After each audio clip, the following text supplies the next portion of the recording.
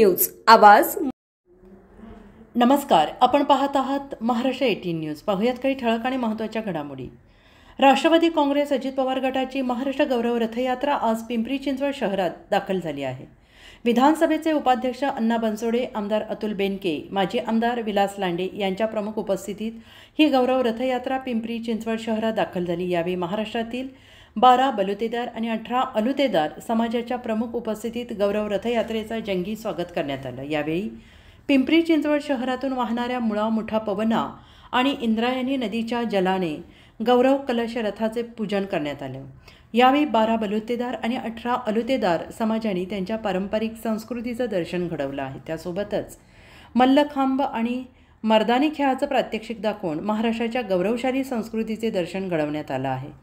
दापोडी मार्गे गौरव कलश रथयात्रा पिंपरी चिंचवड शहरात दाखल झाली आहे। त्यानंतर लांडेवाडी येथील छत्रपती शिवाजी महाराजांच्या स्मारकासमोर या यात्रेचे जंगी स्वागत करत गौरव कलश नद्यांचं जल आणि पूजन करण्यात आलेलं आहे। यानंतरची यात्रा पिंपरी मार्गे काळेवाडी आणि काळेवाडीकडून भक्तीसारखे शक्ती मार्गे मुंबईकडे रवाना होणार आहे। या यात्रेत राष्ट्रवादी काँग्रेसचे पदाधिकारी आणि कार्यकर्ते मोठ्या संख्येने सहभागी झाले असून उद्या यात्रेचा समारोप मुंबई येथे होणार आहे। कलश यात्रा आहे ती पिंपरी चिंचवड शहरात दाखल होत आहे, काय सांगाल, कशा पद्धतीने स्वागत करण्यात? राष्ट्रवादी काँग्रेस महाराष्ट्र प्रदेशच्या वतीने महाराष्ट्र गौरव रथ यात्रा 25 तारीख कोल्हापूर यापासून सुरुवात झालेली। खरं तर आज सकाळीच आम्ही पुणे शहरामध्ये ही रथयात्रा पिंपरी चिंचवडमध्ये आणण्यासाठी पिंपरी चिंचवड शहराचे अध्यक्ष योगेशजी वहल, विलास लांडे, राष्ट्रवादी काँग्रेस पक्षाचे सर्व नगरसेवक नगरसेविका, राष्ट्रवादी काँग्रेस पक्षाचे सर्व कार्यकर्ते, महाराष्ट्र प्रदेशकडून सुरेशजी गुले, लतीफ तांबोळी पण या ठिकाणी आलेले।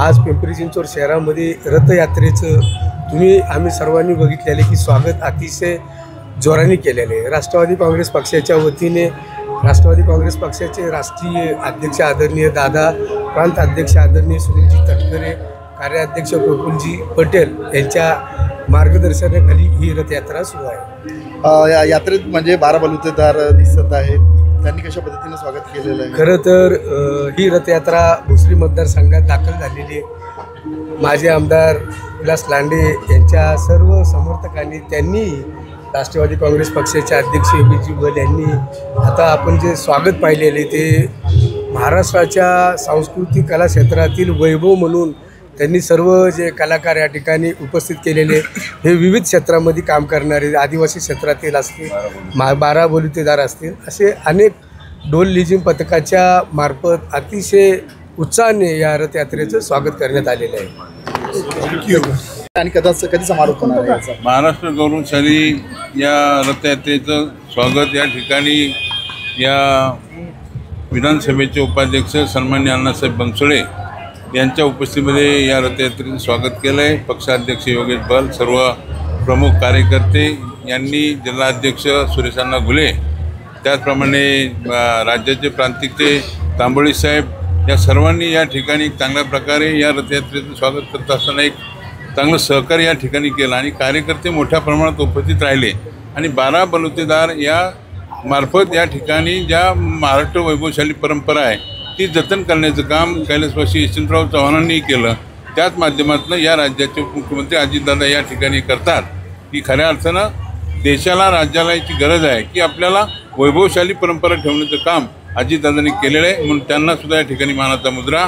पुन्हा एकदा सर्वांचं स्वागत करतो। धन्यवाद।